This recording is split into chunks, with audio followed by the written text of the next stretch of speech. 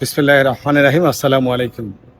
দুনিয়া শুরু থেকে শেষ করে একদম কিয়ামত এবং তারপরে পুনর্জাগরণ, আমাদের সব নবীরা আসছেন, আবার দুনিয়া ধ্বংস হয়ে যাবে, কিয়ামত হয়ে যাবে, কিয়ামতের পরে জীবন, সব কিছু নিয়ে একটি মিউজিয়ামটা ডিজিটাল ওয়াইজড একটি মাল্টি সেন্সর জার্নি, যেখানে অত্যাধুনিক ডিজিটাল প্রযুক্তির মাধ্যমে ইসলামের শুরু থেকে মহাবিশ্বের সৃষ্টি, নবী রাসূলদের জীবনকাল এবং কিয়ামতের দিন পর্যন্ত সব কিছু তুলে ধরা হয়েছে।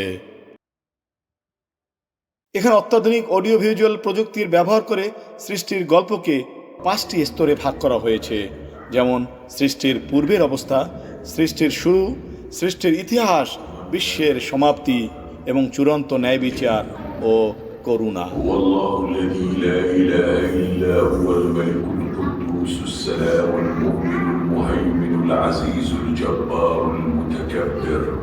প্রথম সেকশন, সৃষ্টির পূর্বের অবস্থা।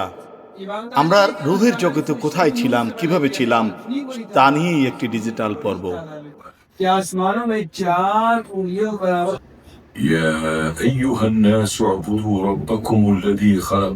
মহাবিশ্বের সূচনা, ক্রিয়েশন অ্যান্ড ক্রিয়েশন স্পার্ক। একদম শূন্য থেকে কিভাবে আলো, সময় এবং অস্তিত্বের জন্ম হলো, সেই দৃশ্যগুলো এখানে দারুণভাবে ফুটিয়ে তোলা হয়েছে। সৃষ্টির ইতিহাস, আদম ও হাওয়ার গল্প, দ্য গার্ডেন অফ ইডেন, জান্নাত থেকে তাদের পৃথিবীতে আগমন, এই গুরুত্বপূর্ণ ঘটনাটি মডেল ও প্রদর্শনীর মাধ্যমে দেখা যাবে।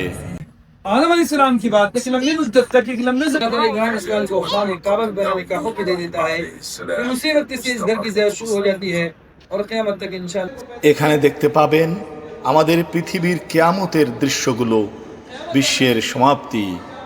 क़यामत से पहले पहले दुनिया में धुआं धुआं का हो जाना और उसी के साथ साथ तमाम के तमाम लोग आसमानों से डरावनी आवाज सुनेंगे।